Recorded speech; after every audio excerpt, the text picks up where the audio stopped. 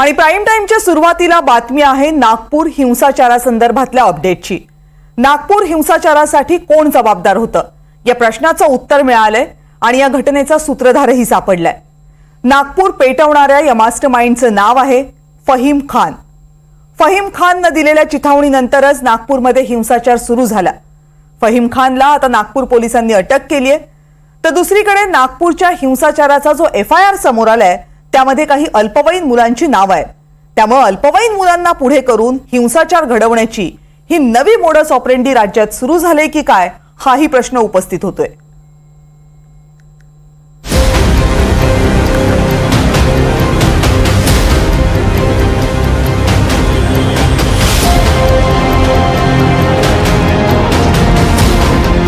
नागपूर कुणी पेटवलं या प्रश्नाचं उत्तर शोधता शोधता नागपूर हिंसाचाराच्या सूत्रधारापर्यंत नागपूर पोलीस पोहोचलेत आणि या सूत्रधाराचं नाव आहे फहीम खान।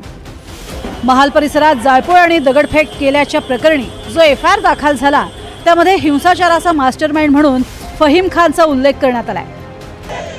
औरंगजेबाच्या कबरी प्रकरणी नागपुरात सोमवारी सकाळी विश्व हिंदू परिषद आणि बजरंग दलाच्या कार्यकर्त्यांनी आंदोलन केलं होतं। त्यानंतर फहीम खाननं जमाव जमवल्याचा आरोप आहे। फहीम खान हा मायनॉरिटी डेमोक्रॅटिक पार्टीचा शहराध्यक्ष आहे। फहीम खाननं गेल्या वेळी विधानसभा निवडणूकही लढवली होती, त्यात तो पराभूत झाला होता। बजरंग दलाच्या आंदोलनानंतर याच फहीम खाननं 30 ते 40 जणांचा जमाव जमवला आणि पोलीस स्टेशनमध्ये आंदोलनाविरोधात निवेदन द्यायला गेला। फहीम खानची तक्रार घेऊन पोलिसांनी गुन्हा दाखल केला, मात्र त्यानंतरही फहीम खाननं जमाव जमवला। फहीम खाननं लोकांना भडकवलं। फहीमनं लोकांची माथी भडकवून 500 लोकांना पोलीस स्टेशनमध्ये जमा केलं।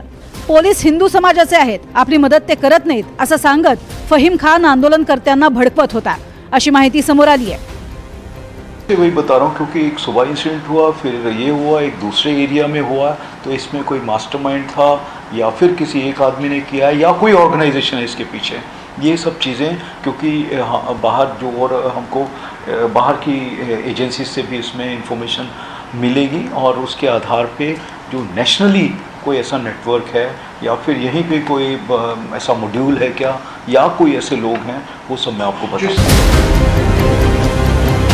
नागपूर पोलिसांनी दाखल केलेल्या FIR नुसार अल्पसंख्याक डेमोक्रॅटिक पार्टी म्हणजेच MDP नेते फहीम शमीम खाननं सगळ्यात आधी 50 ते 60 लोकांचा जमाव पोलीस ठाण्यात जमा केला। औरंगजेबाच्या थडग्यासमोर आंदोलन करणाऱ्या लोकांवर कारवाईची मागणी करत त्यांना घोषणाबाजी सुरू केली। या दरम्यान पोलिसांनी शांतता राखण्याच्या सूचना दिल्या, मात्र दुपारी 4 वाजता फहीम शमीम खान यांना दंगल भडकवण्याच्या उद्देशानं 400 ते 500 लोकांना एकत्र केलं। छत्रपती शिवरायांच्या पुतळ्याजवळ घोषणाबाजी केली। यावेळेला प्रक्षोभक घोषणाबाजीही करण्यात आली। पोलिसांविरोधात संतापाची भावना पसरली। आता हिंदू आणि पोलीस यांना सोडलं जाणार नाही असं सांगण्यात आलं। त्यानंतर जमाव आक्रमक झाला आणि पोलिसांवर दगडफेक करायला सुरुवात झाली। अत्तर रोडमधील नमाज आटोपून 200 ते 250 चा जमाव हा त्या ठिकाणी तयार झाला आणि नारे देऊ लागला। याच लोकांनी आग लावून टाकू असे हिंसक बोलणे प्रारंभ केल्याने पोलिसांनी त्या ठिकाणी बळाचा वापर केला। यापूर्वी बजरंग दलाच्या कार्यकर्त्यांविरुद्ध तक्रार द्यायची आहे अशी मागणी करण्यात आल्याने त्यांना गणेशपेठ पोलीस ठाण्यामध्ये आमंत्रित करण्यात आलं। त्यांची तक्रार ऐकून घेण्यात आली। एकीकडे पोलिसांची कारवाई सुरू असताना दुसरीकडे हंसापुरी भागामध्ये 200 ते 300 लोक हातात काठ्या घेऊन दगडफेक करू लागले। त्यांच्या तोंडावर फडके बांधले होते।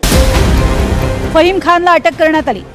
त्याला आता 21 मार्च पर्यंत पोलीस कोठडी देण्यात आली आहे। फहीम खानसह नागपूर हिंसाचार प्रकरणी 51 जणांवर गुन्हा नोंदवण्यात आलाय। जमावाला भडकवण्यासाठी सोशल मीडियाचा वापर करण्यात आला का याचा आता पोलीस तपास करतायत।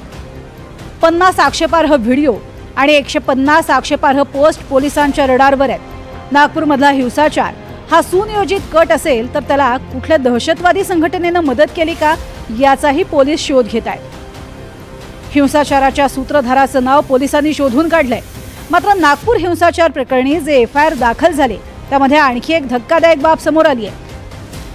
ती म्हणजे काही अल्पवयीन मुलांनीही हिंसाचार केला असा उल्लेख FIR मध्ये आहे। त्यामुळे अल्पवयीन मुलांना हाताशी धरून हिंसाचार घडवण्याची नवी मोडस ऑपरेंडी आहे का असा प्रश्न आहे।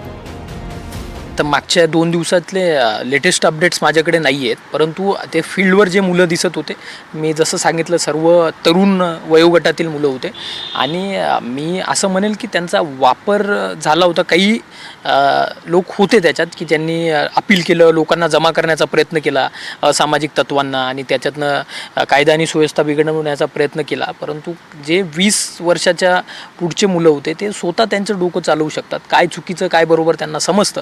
त्यांना कोणीतरी बोलवलं, कशासाठी बोलवलं ही त्यांची जबाबदारी आहे क्रॉस चेक करणं. परंतु आपल्याकडे आता CCTV फुटेज देखील आहे, त्याच्यामुळे सर्व आयडेंटिफाय होतील आणि जे आपण गुन्हे देखील त्यात दाखल केलेले आहेत आणि त्यांच्यावर कडक कायदेशीर कारवाई होईल, जेणेकरून भविष्यात ते असं त्यांच्या डोक्यात विचार देखील आणणार नाही.